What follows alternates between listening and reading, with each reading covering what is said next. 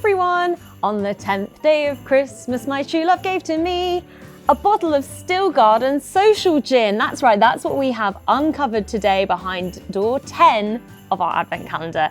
Now, Stillgarden Social Gin was our September gin of the month this year. It's a beautiful gin from Ireland and it is garden inspired with hints of lavender and mint. And to celebrate that garden inspiration, we're going to be making a ginny cucumber Christmas tree garnish for your G&Ts or your cocktails.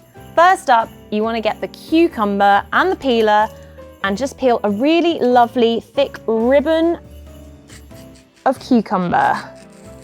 So you've got your cucumber ribbon and your cocktail stick, and you're just going to fold onto the cocktail stick your cucumber ribbon. You're going to be looking for something that looks a little bit like this. Look, a cute little Christmas tree. You want a wider base and a thinner top. Okay, so let's give it a go.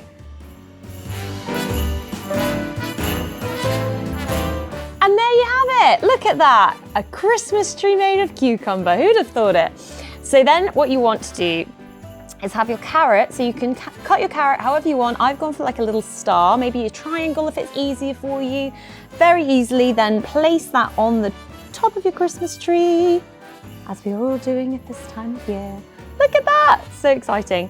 And then you want to have your olive, okay, your olive or your cherry, and the knife to just slice a little slit in it, which is going to help you attach it to your glass. Get your glass. Just pop the cherry or the olive on the edge like that. And then that's going to act as the base of your Christmas tree. You're then going to just grab what you've made so far, push it onto the edge. And what do you know? A Christmassy cucumber garnish, perfect for all your festive cocktails this month. Love to see how you get on. Let us know if you try it for yourself, and have a great 10th of December.